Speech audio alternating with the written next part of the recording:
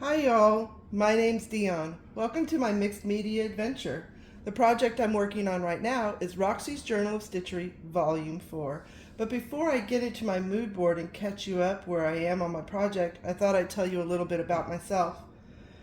I have never done slow stitching in my life, but I'm not new to needle crafting.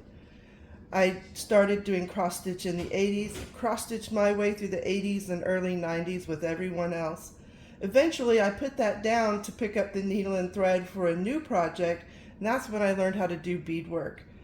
In the early 2000s, my sister and I started a crafting company called the Smoking Elephant, where we did hand beaded home decor, jewelry, and gifts.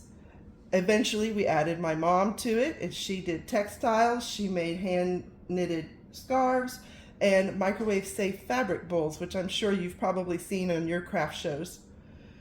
We did that for 20 years.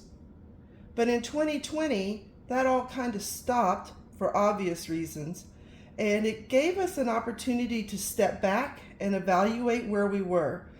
And when we did that, I'll tell you what we learned. We learned we were tired. The craft show industry is so much fun, but it is a lot of work. There's the setup, the teardown. For 20 years, y'all, I have made Christmas ornaments 365 days a year for special orders or to just make sure I had enough inventory for the next show. And I was tired of doing it. My creativity was gone. I felt like I was just a production machine at that point. And so we quit doing shows. We still have our special clients and people who know us still contact us and we do business that way, but we're no longer working the shows. And I found that that really freed up a lot of my time to explore some other avenues.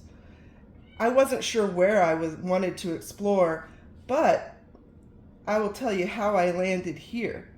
In October of 2022, I lost my cable remote, which essentially left me with Netflix and YouTube.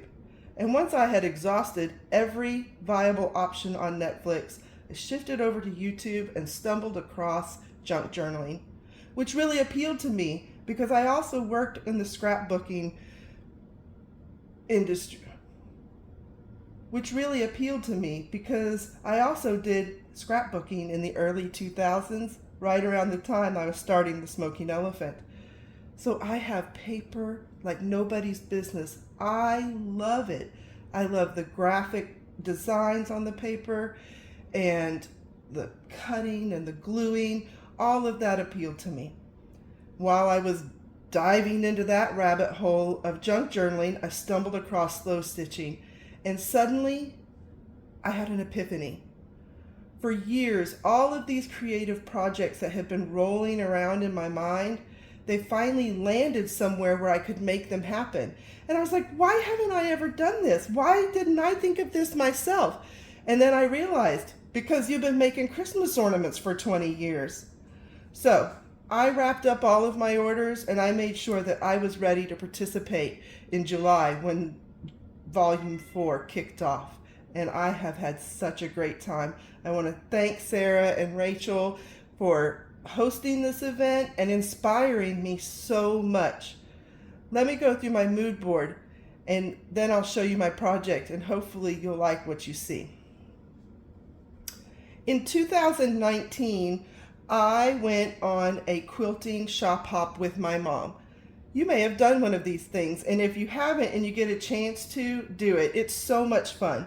A bunch of quilters got together at their local quilt shop, jumped on a bus, and for 2 days we drove around the Metroplex and went to several quilting stores that were kind of outside your normal stomping grounds. I do not quilt. I am terrified of the sewing machine, but I do love fabric. And so while on that trip, I found this piece of fabric.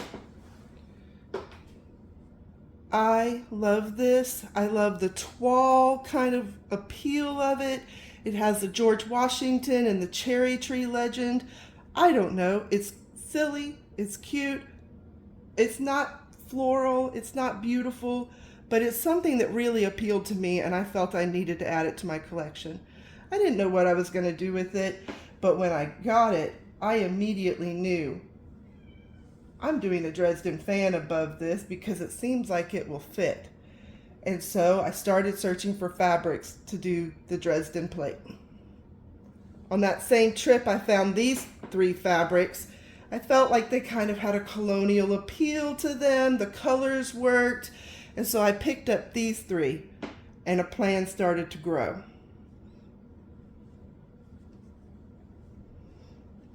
Our local quilt shop does a de-stash bash twice a year, and this is where all the quilters can gather up all of their materials and that they have left over from projects and bring them all to a big parking lot garage sale. And I was able to pick up this wheat fabric there for super cheap, and I felt like it went with the colonial theme and it picked up those yellows. So I was pretty excited about that. As I said, I love toile, and I had this wheat colored toile fabric also that I decided I wanted to try and find a place for this in my project. Some other fabrics I picked up, I wanted ticking, but I don't have that. And so I found this striped fabric in my mom's stash. You'll find that I don't really have a whole lot of vintage fabrics. All of my fabrics are new. Here was another piece that I picked up that I thought just kind of carried that yellow story through some more. Like I said, for 20 years we were in business.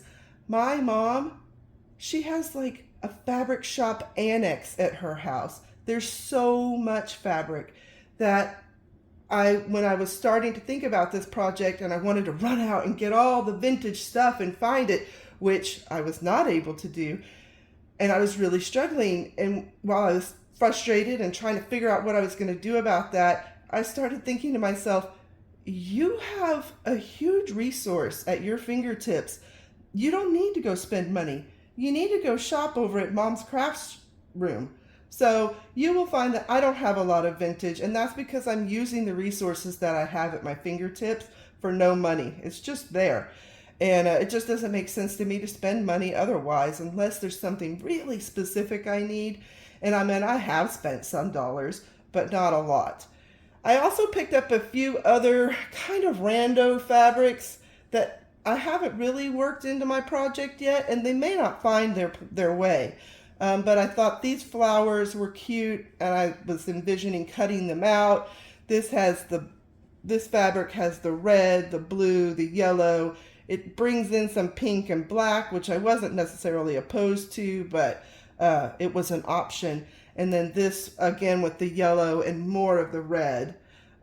So far, these haven't found a home, but they are an option.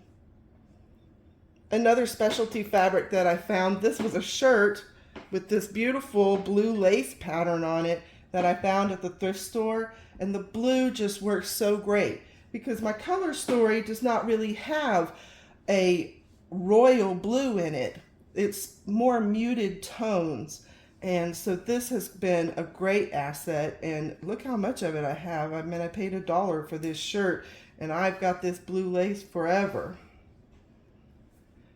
I also have some trims that I brought to the party. There's some really, I got this at the Stash Bash. I think this lady was making doll clothes or dog clothes. I'm not really sure that I was ever clear on what she was making, but I thought these were cute, and I've got a whole bag of these trimmings for 50 cents, and I have so many colors of this, it's crazy.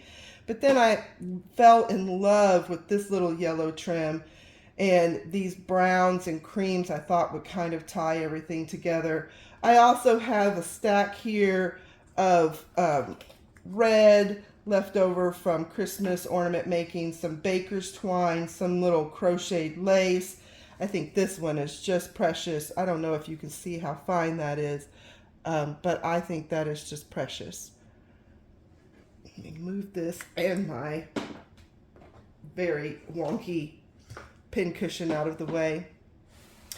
Some of the trims and special pieces, bits and bobs that I have, are obviously your obligatory buttons, I also have my beads here. Here's some more specialty buttons that I bought. This is old stuff from my garage. I have no idea how old these buttons are, but these are a couple newer ones I bought because I wanted to go with the stars. And here's some red that I kind of have an idea for. And then here's some pins and charms that I picked up at the thrift store over some time that I thought would look great on this project. I also have one piece of vintage embroidery here. One night I was sitting on the couch and I said, oh, I have a cherry miniature pot holder that one of my great aunts made that's been floating around my kitchen for about 10 years. And that would go so great with that George Washington fabric. So I picked it up and threw it into the mix as well.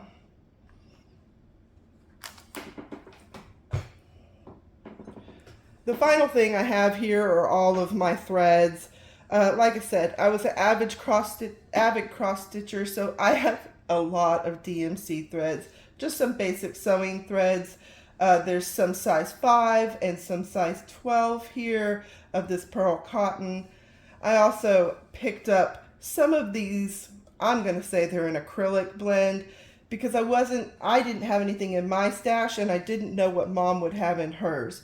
So I picked these up on clearance. I mean, they were like 25 cents a piece for just in case. And then went to Mom's house and of course found this beautiful, super soft, fluffy yarn. And there's more options there. Oh, kitty, I know. My cats love my new hobby because they love the yarns and I can't keep them out of them, but we're working it out. All right, folks, so that's basically a walkthrough of my mood board. How about I show you my project so far? All right, guys, this is my project so far. I hope I can get it all in shot. It's on a towel. I don't know that it's a tea towel, but it's one that I have loved forever. It has this little loop on the top that I've always loved. It's got a very loose weave to it. So I don't know. I just picked this one and said, this is what I'm working on. Right now, I'll walk you through the prompts that I'm at so far. Our first prompt was a monogram. And as I've said, I love toile, and a friend of mine had this pattern for these toile alphabet letters. And so I borrowed her book, and just to get myself started, went back to what I knew, and that was cross stitch. So I did this very tiny cross stitch. I don't know, I mean, it's like a size 22, maybe. Does it even go to 24? I don't even know anymore. It's very small. I can tell you I had to use my glasses and my magnifier to make these stitches happen. I fell back to my beads and framed it out with a little beaded trim. I found this letter D, which is my first initial, pin at the thrift store, and finished it with some of this little trim, and I just think it turned out so cute. But I was obsessed by then with monograms, as many of us were, and I decided to design my own monogram. So this is all my own design. I went through and found curly Q inspiration on the internet and went on my computer and created my initials here. I decided to go with kind of a fat script, but it still had curls and design to it because I felt like as a first-time satin stitcher, that would be my best bet at success. And then I went through and designed some wheat fronds because I've already shown you the wheat fabric, and you're going to see that as a theme throughout my project. And then learned some of these little floral stitches. This was my first cast on rows, and I just designed it all myself. And I was very pleased with it. I learned a lot. There's some things I would change, but on the whole, I'm really pleased with my pattern. And I'm pleased with my stitching. I think it turned out pretty well. The next prompt was lace. I've already told you that when I found this George Washington fabric, I envisioned a Dresden plate pattern going at least above it maybe even below it. I was thinking a pillow, but I really didn't know what I was going to do with this fabric until this project came up. When I had to pick out my lace, knowing that I wanted this plate pattern at the top, I picked out a lace that had points on it that I felt mirrored the points on the Dresden plate and brought it down here to the bottom of my project. I'm very pleased with it. I have left this blank for a future prompt, but I added another piece up here at the top, and I felt like that's the one I wanted to focus on for lace on this project. The 4th of July is a big time here in America, and my entire life, my family has done family reunions or large family gatherings during the 4th of July. We get matching t-shirts, we take the big family picture, it's a whole thing. And I knew in my stash of American themed t-shirts from the 4th of July that I intend to make a t-shirt quilt out of. I had one with this embroidery of the freedom on it. It also had this 1776 patch on it. These two pieces came from the same shirt. So I dug that out of my stash and put it over top of this doily at the top of my project. I did a very coarse running stitch and a red thread around it to sew it down and kind of secure it from falling apart.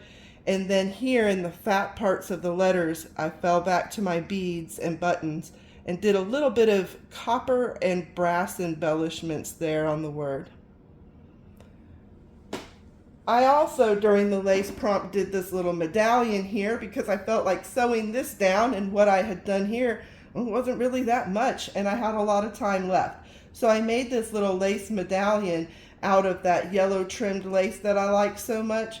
I didn't know where it was going to go, but I think I found the perfect spot for it.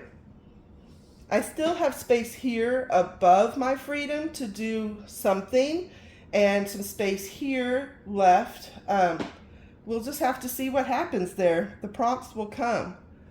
When I did the centerpiece, I started to worry about space, and I decided that I needed to start sewing some stuff down, which is when I added the 1776 patch. More is going to happen here, but I felt like this needed to go ahead and get its spot reserved so I knew I would be able to work it on there. So this will be a future prompt, but right now that's where its home lives. The next prompt we had was favorite fabric. And that's when I took the opportunity to start making this whole piece come together. I had my central block with my focus fabric, my accent fabrics in my Dresden plate, and this was my very first time to do paper piecing. And I had a lot of fun. Everybody talked about how complicated it is, but I really had a great time putting this piece together. I decided to trim this out in some of my baker's twine just to add a little more interest. Added the lace trim and my medallion to hide all the joins that maybe didn't look so great down there at the peaks, and added some more trim here on my focal piece. I haven't done anything here yet because I'm leaving that for a future prompt. We'll see what ends up happening in there.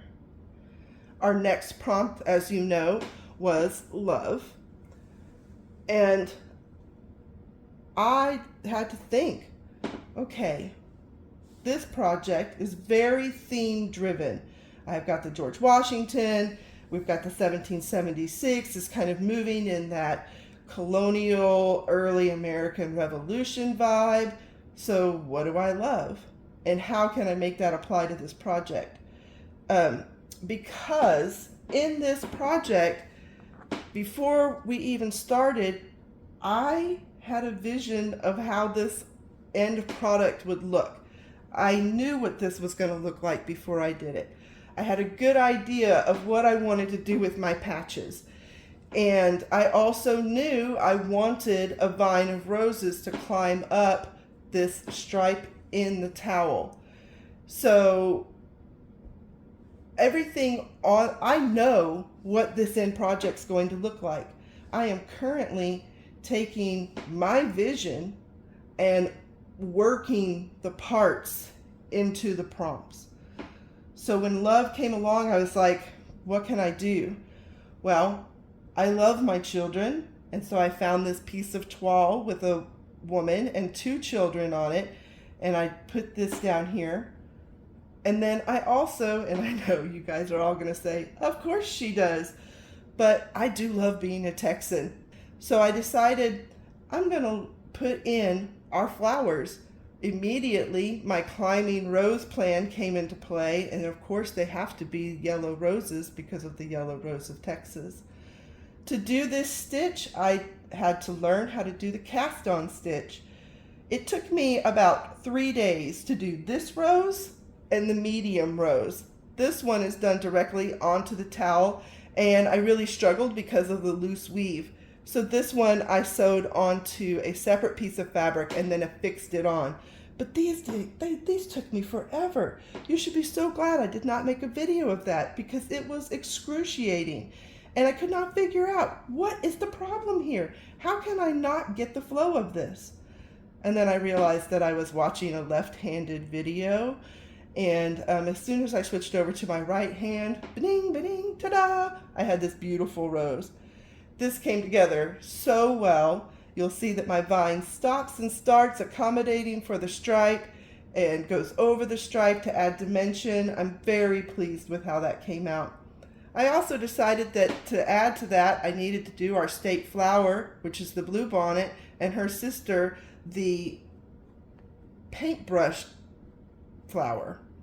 To do my blue bonnets, I used the circles here in this lace and cut them out, built up a background, and then came in with a variegated 6-strand DMC, did very loose French knots to fill it in and give it that kind of clustered look that a blue bonnet has, and then put a few little pearls in here to give some sparkle highlights for the white parts of the blue bonnet. Here, for my paintbrush flowers, I decided to take a stab at some ribbon embroidery. This is just satin ribbon left over from Christmas ornaments. It's not silk. But I wanted to give it a try, and I figured I'm a beginner. If I blaze through this satin fabric, not a problem, instead of spending a lot on silk ribbon that I'm going to mess up. But it came together pretty well. The background is in the ribbon embroidery, and then I came through, and there's a lot of white and oranges that show up in paintbrush flowers. So I went through and did a custom blend of DMC flosses and did some turkey work to bring that lighter aspect in and to add some of the loops.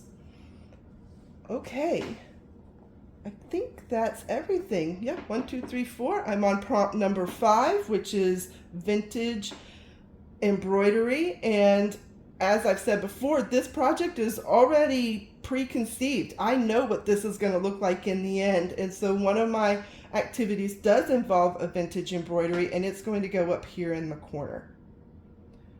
I will say, because I have a final vision of what this is going to look like, and I'm sliding my vision into the prompts, I kind of felt like maybe I wasn't getting the full benefit of the challenge.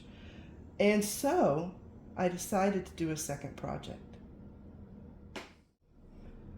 And through the magic of YouTube, I bring you my second mood board. So, like I said, I kind of felt like I was missing an opportunity with my theme-driven preconceived project, and I wanted to start new. So I decided, instead of picking a fabric that might drive my project, I'd go with a color palette, and this is the one I chose. We have a Pluto orange, a kind of rusty darker orange, light blue, periwinkle blue, blue violet, and royal blue. I love this color combination, and I'll be honest, this color story right here, this is really me. I love bold colors. I love color theory. I love these kinds of colors, and this is probably the direction that most of my work will go in. I love pastels, but if I walk out of the store, it's going to be with a bright fabric 9 times out of 10.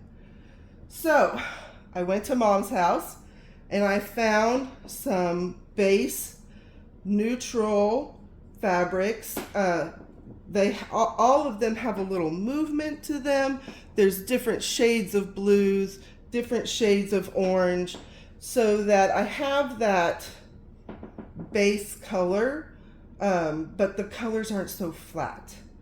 And then I was like, I gotta go get my fabric out of the drawer.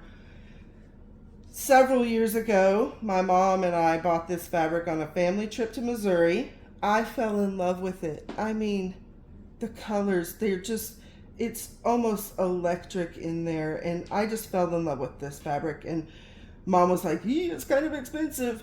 But she intended to make a set of microwave serving bowls for me with this. And that never happened. So when I picked this other color palette, I said, Mom, I must liberate that fabric from you and use it in my project because it will be perfect. And, either way, it was to my advantage. Bowls or this project, it works out. The next fabric I picked was this orange fabric with the bold white flowers on it. It had so many shades of orange, and I thought the white outlining would really make it pop. And you guys, honestly, I kind of forgot about this fabric. And now that I'm looking at it here in this presentation, there is some detailing here that I totally missed. I mean, look, there's these chains in the background. Here's some fly stitch. There's, wow, I had not really paid attention to this fabric as closely as I thought I had. I have a plan for vintage embroidery for this project, but I think there's a real opportunity here that I am just now discovering, and my plan is completely changing. So there you go. That's slow stitch for you, right? Right here on camera, you and I just made a complete change. I also found this variegated orange. It goes from dark to light. It has a darker spot pattern and a lighter spot pattern on it. It's a lot of fun, just an interesting background for some work. And this is just a lot of oranges in a striated pattern. Again, my color story, colors that fit into my color story, and an interesting background fabric for work to do some work on. Then I picked up this light blue. It fits perfectly into my palette. It's got little light blue, lighter blue leaves on it in a pattern. That one's been fun to work with. And then this fabric was just a great find in Mom's stash. It's got that blue violet in the background and then some other shades of orange here in some irregular spots. It's just a really interesting fabric. And it had that blue violet in it, so that's been a great find. I have a few specialty fabrics, and surprise, I mean, here is this blue lace again. This is the other half of the shirt. And this has been so versatile. If I play with it just right, it fits into this palette just as well as it did into the 1776 palette. So again, I mean, just a great find at the thrift store for fabric. I also have this old pillow cover. This actually used to be a bedroom set that I had. It's just some synthetic something, but it has that color shift from light to dark. And it's quilted in this harlequin pattern with the pearls sewn at the peaks. I'm hoping to get an opportunity to use this one. And my last fabric, my last specialty fabric is this old silk scarf. I mean, look at this beautiful orange flower on there. I envision cutting this out and sewing it down with the blue violet thread and around this black outline and then stuffing it, like more than just quilting it, like pillowed stuffing it. And I just think that would just be so beautiful. I'm hoping I get the opportunity to make that project happen on this piece. So, you know, I think next in the other project I introduced trims, and there it is, folks. I'll be very honest. I mean, look at my fabrics here. I have quite an array of orange. Even these. This is all orange. These are my blues. That periwinkle blue here and this blue violet have been very difficult for me to match in the materials I have available to me. I have these great whiskers. Of course, here's an orange. I have this beautiful periwinkle whisker that was awesome. And then I have the royal blue eyelash that I'm definitely going to end up using. But that's it. No other ribbons, no trims, no, not even very many other fabrics. And so it's been really hard to source out those two colors. And that's why I have so many beads here. As I've told you, beading is at the heart of my soul. And so I think that I'm going to end up really relying a lot on these blues and purple beads that I have. Whoa. To bring in that part of the color story to this piece. I do have some orange because it's there, it's part of the story. Here's some more crystal beads. I have a lot of natural stone beads because we also made jewelry, so there's quite a bit of this in my collection. And then I had just some pieces in my stash that I found interesting over the years. They've got some cool periwinkle reflective and some of that dark purple again. So I really think I'm going to be relying on these kind of materials. Here's some buttons. I got some of these crystal buttons here that are in that periwinkle blue, so I felt like that was a score. Here's some of that, what's that? Some of that Pluto yellow in a crystally bead or a button. And then I have some other beads here that are just random stuff from my collection out in my garage from doing jewelry.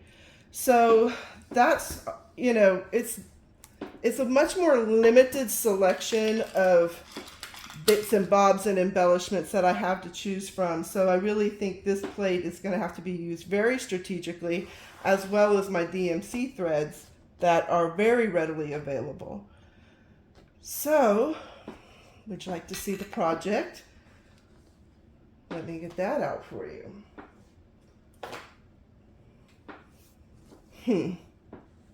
Here she is.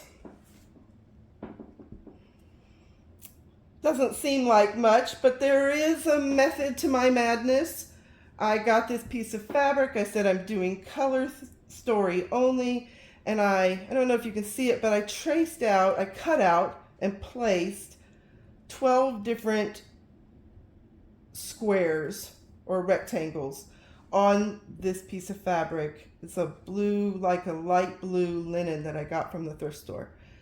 So that way I thought, this color palette, it's a little contemporary, which made me think modular and straight lines. And I thought I could maybe build this like, those photographs you see where they've collected bits of nature and rocks and kids' toys and crayon, whatever, that they're all kind of in this color story collection, and they're all kind of capsules, and then it's one big photograph.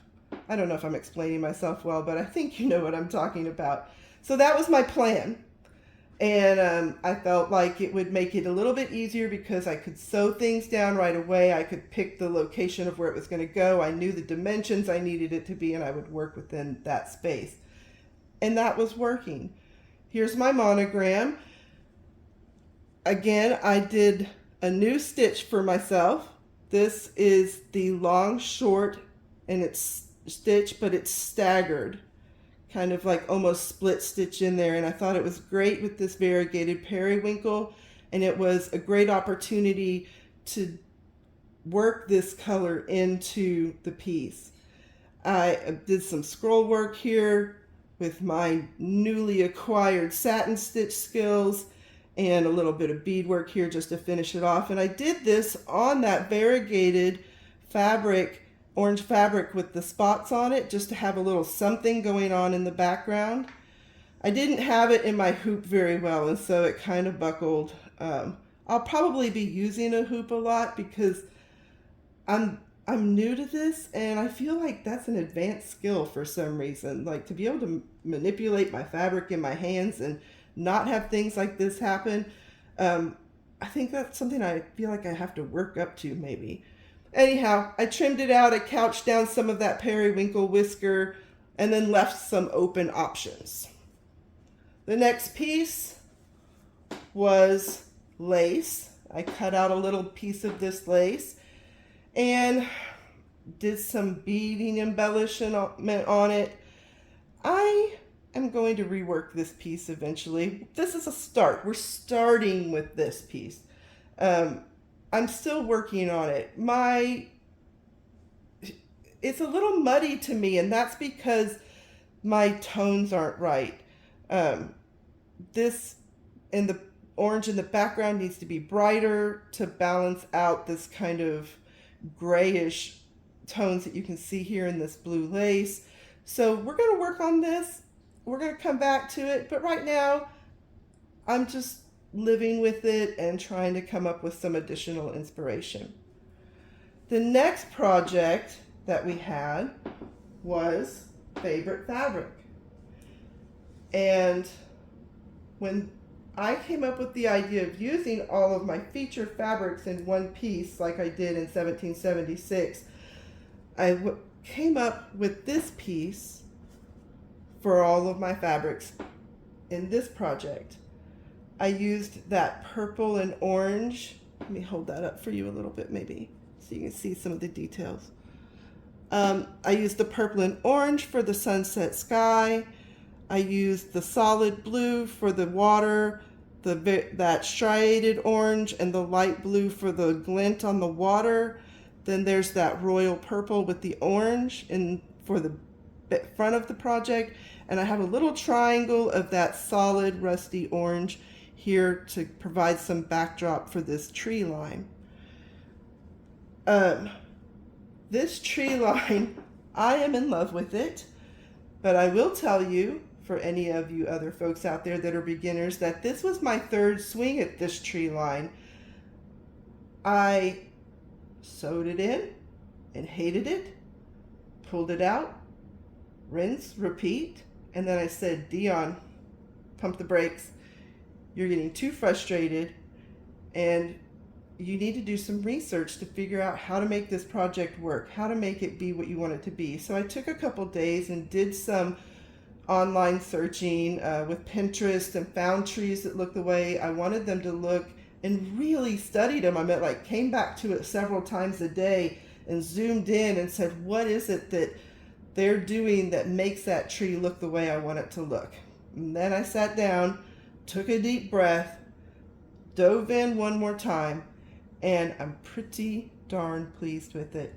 I also, while doing that research, kind of watched how light comes in through a forest during a sunset. So you've got the light back here at the back because it's still getting hit by the light, then a medium tone here in the middle, and then the darkness here in the front because the light's already kind of behind it.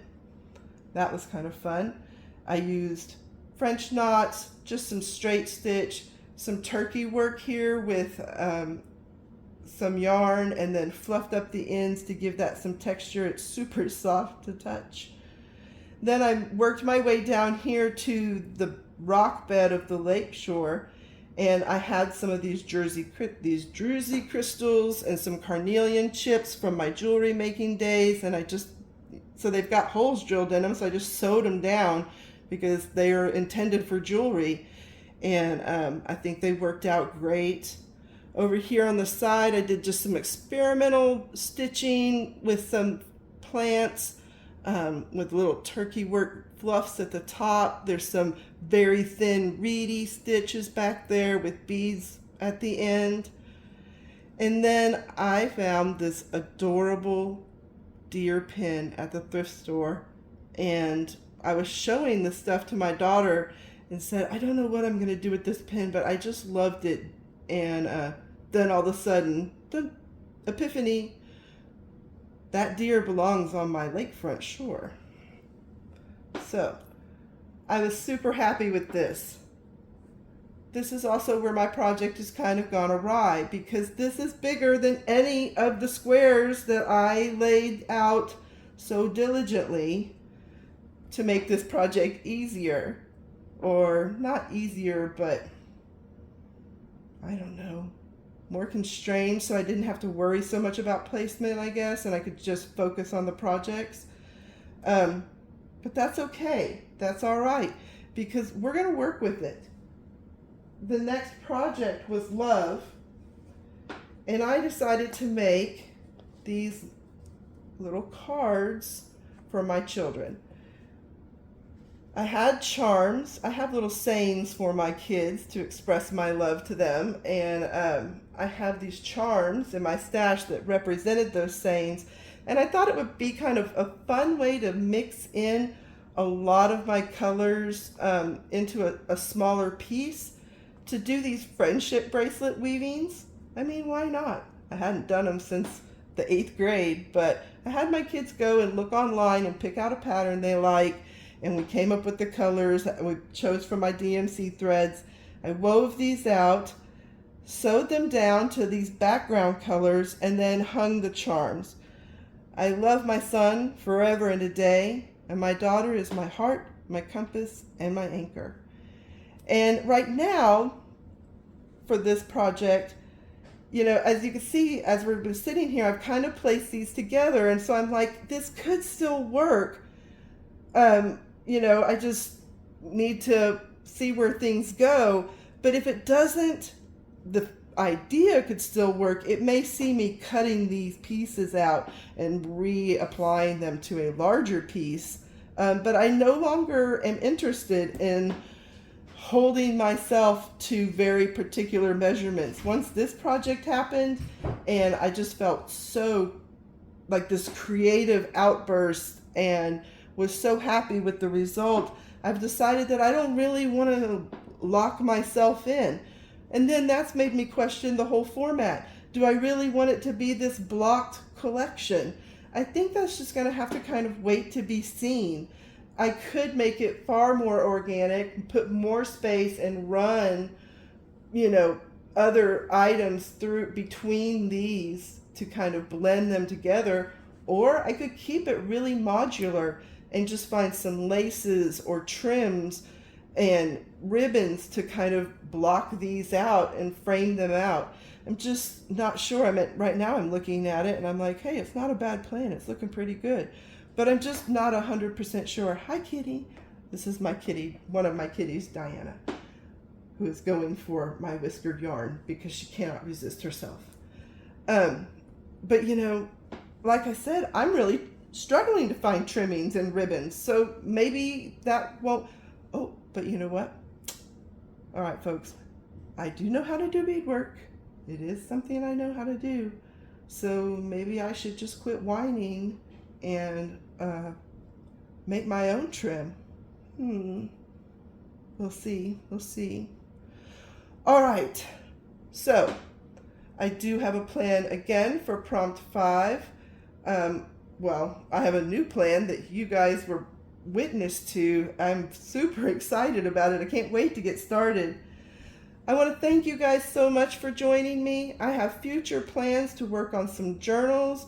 I also have a mixed media project planned that involves reworking a painting with some slow stitch additions and beadwork additions to it that I'm hoping to get onto the channel. So our next project will be Prompt 5, Project 1, which is titled 1776, and that is vintage embroidery. So I hope you come back and join me for that. Y'all have a great day. Bye-bye.